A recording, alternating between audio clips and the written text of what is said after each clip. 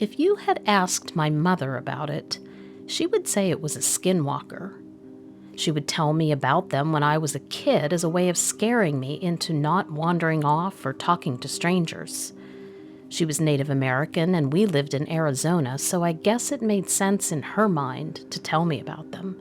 In fact, she would always tell me how she had a really terrible sighting about 10 years before I was born, and I was born in 1975. She said she was walking home from a party late at night and saw a dog on the side of the road. She decided to try and catch it because she loved dogs.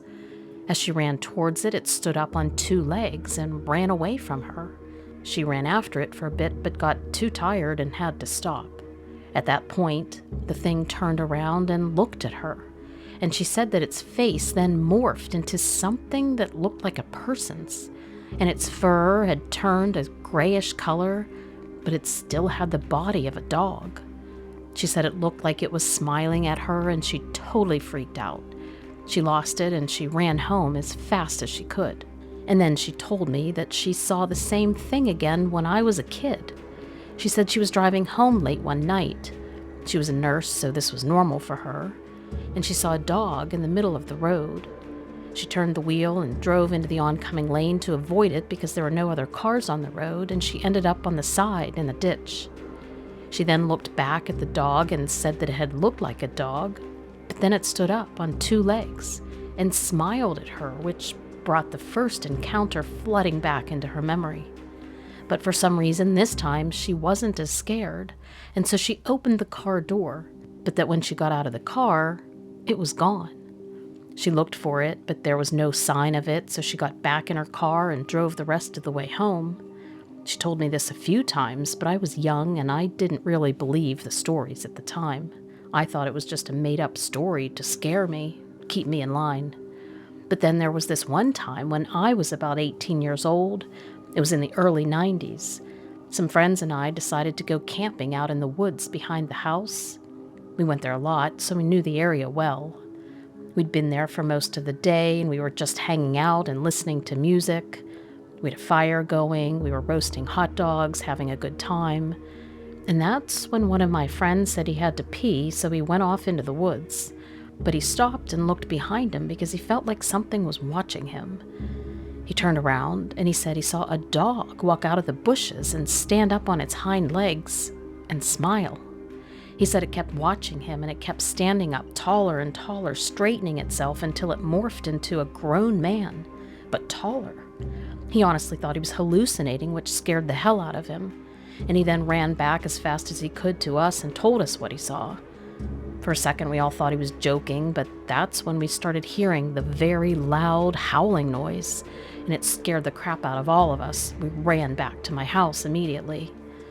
When we got back, I asked my mom to tell them about skinwalkers, and she sat us all down and told us that they're real, and that they actually have the ability to turn into a man. My friends were sitting there with their eyes as wide as saucers, listening to her. And that's when my mom told us that that's what she saw when she was walking home from the party that day so many years ago. It all made sense. Later, my friend told me that the next day he went back into the woods to see if there were any signs of what had happened, but there was nothing. It was like it never happened, so we all had to wrap our heads around that. And so my mom passed away a few years ago from cancer, but I'm pretty sure that we all saw the exact same thing. I still have some of those same friends, and we talk about the story every once in a while. And we share our individual stories about how sometimes we hear howling and we laugh about it, but that it creeps us out a little. So anyway, I don't know if I told this story very well, but I wanted to tell it exactly as it happened, at least how I remembered it. I'm pretty sure it was a skinwalker, like my mom said. What do you think? One of my best friends since college has Native American heritage, and let me tell you, some of the stories he had passed down from his grandparents literally beat any movie in terms of scare factor, hands down. In fact, several of them alone involved a wendigo and skinwalkers, which are quite frankly terrifying. But for some reason, the tales that seemed to frighten me the most, the ones that left me with sleepless nights, are the stories about dogmen. See, although the stories about the wendigo and skinwalkers are amazing, they had, of course, supernatural and fantastical elements to them, which left you feeling like they were indeed just stories. Nightmare-inducing for sure, for stories nevertheless, but dogmen, for some reason, it really just resonated with me. Now, my friend was very clear that these dog people were not to be confused with werewolves. While the law of the lichens meant those creatures changed due to the lunar cycle, dogmen were keen in the humanoids all the time. It's just what they were. They were their own beings, and we're not humans that transform. That's what scared me. Even more terrifying than the concept of a werewolf. But what also gave credence to his story was that there was one particular encounter that wasn't simply passed down while he sat at his granddad's knee. This was a story that was far more relevant and believable, simply because it actually happened to my friend himself. He didn't grow up on the reservation, but he would regularly visit and would often wander off exploring for hours, feeling totally safe and at ease there. One day, he was playing in the woods that sprawled out behind the houses when he found a couple of dead rabbits. No surprise, in that sense. There are all sorts of predators out there. He needed to be mindful of them. I mean, after all, nature is pretty chaotic and random, and if you're not prepared for it, it will not be merciful. But these rabbits hadn't been stunned or even killed for food, it seemed. They'd been ripped into pieces, like something picking them up and just pulling them apart piece by piece. Think of a piece of paper crumpled up and then just ripped into pieces. That's the best way he could explain it to me. So you can imagine that the visuals were less than pleasant to look at. He was more curious than afraid this time, wondering, what would choose to do that? I mean, sure, plenty of things hunted for food, and that just was the circle of life. But to play with it like that? And that was far more destructive than essential for survival. Going further into the woods for the first time, in all of his years exploring, he felt a sense of disturbance, as if something was lurking in the trees, waiting and watching his every move. This is when he tells me that for the first time he saw it. He specifically remembered that it was very tall, yet also skinny and kind of frail, but not definitely frail. It was completely covered in dark fur. Although it did look matted and mangy, it appeared to have patches of scabby skin showing through. The animal or creature he saw was clearly bipedal and stood on two bowed legs and had a very clear and striking resemblance of a head of a dog. Kind of like a German shepherd with a mix of Doberman. Not a wolf at all. And my buddy has always made this very clear. The head was no doubt a dog. And he can only guess that this creature he was looking at was indeed a dogman. Although he claimed to be absolutely petrified, he recalled feeling no intentional malice towards it. It felt in many ways that although this thing in front of him was the stuff of literal nightmares, it didn't show any interest at all in attacking him. But he remembers this feeling very vividly. There seemed to be an implied danger, as if he were to threaten the creature, then the creature would simply retaliate, and trust me, it wouldn't be pretty. So he did what pretty much every single one of us would have done in that scenario. He turned and ran. Ran all the way back to his aunt's house and told everybody what he saw. And what did they do? Did they chuckle and ruffle his hair and talk about an overactive imagination? Did they grab their guns and head off into the woods storming to kill the beast? No, they simply nodded and suggested that it might not be best to go back in the woods for quite some time. And you know what happened? He never went back because he truly believes in order to avoid these creatures, you need to stay out of their territory. It all comes down to respect, he believes. That even though these things don't necessarily respect us, but if we respect them, they seem to be much more honorable of staying away from us, or so he believes. Since I personally don't believe in dogmen or have any experience with them, I can agree or disagree. But since it's coming from him, who I hold as a very credible witness, I'll take his word for it. And if I ever see one of these things, I'll make sure to stay far away from any territory that it might claim.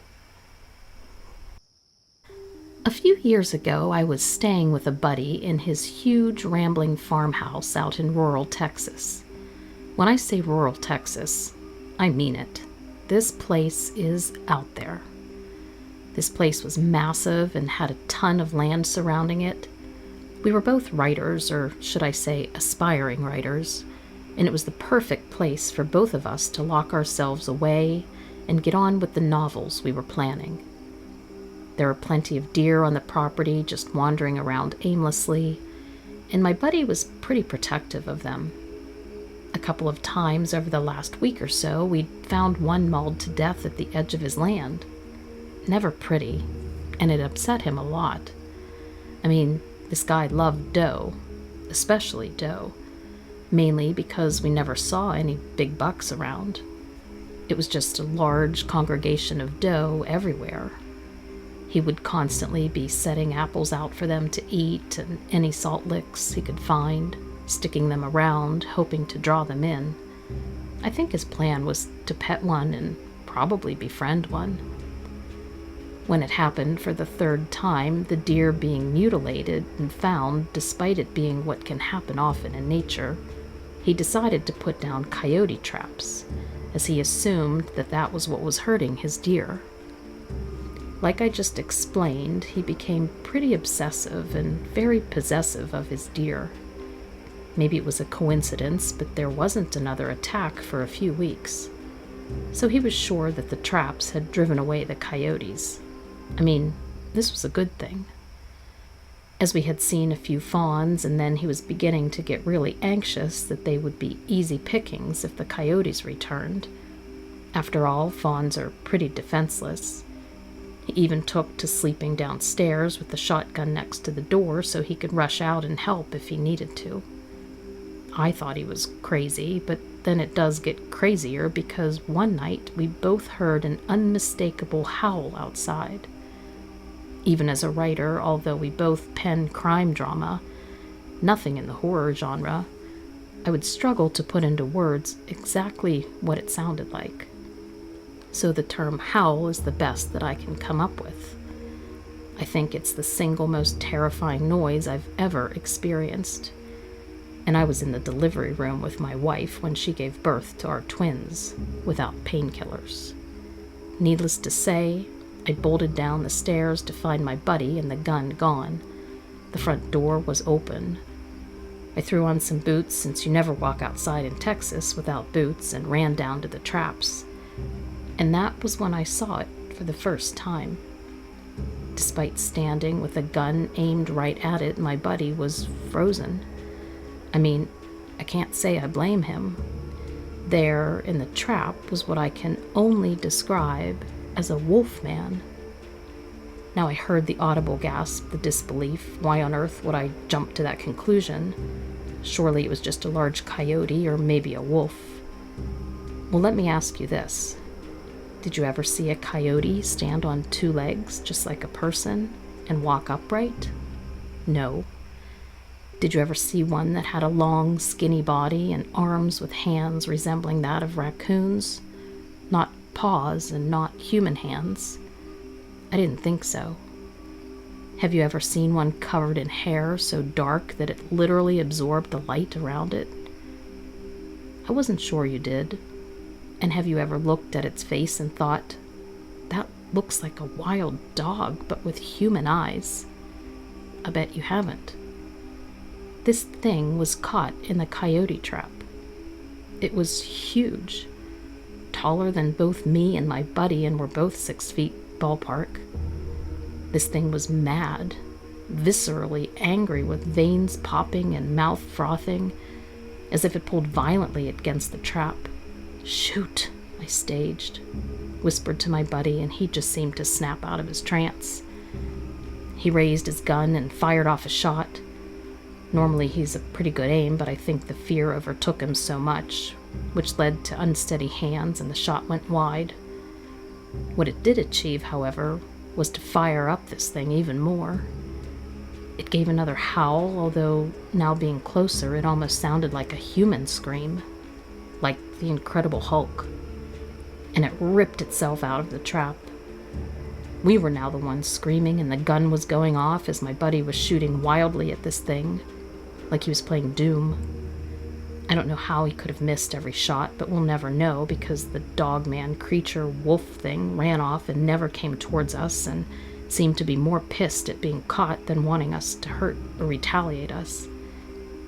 The deer, of course, had all fled due to all the commotion, and I'd felt like it took quite some time for them to feel brave enough or safe enough to come back and graze.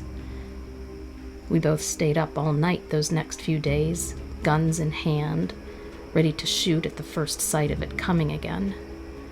Well, it never did. My buddy installs all sorts of expensive security camera, equipment, etc., but nothing like that thing has ever been seen or heard on the property again. We will never know exactly what it was, and if it was hurt or if there was more, but I will never forget seeing a human-like body with a dog's head and human eyes. It's by far the worst thing I've ever experienced, and I hope to God that I never see anything like it ever again.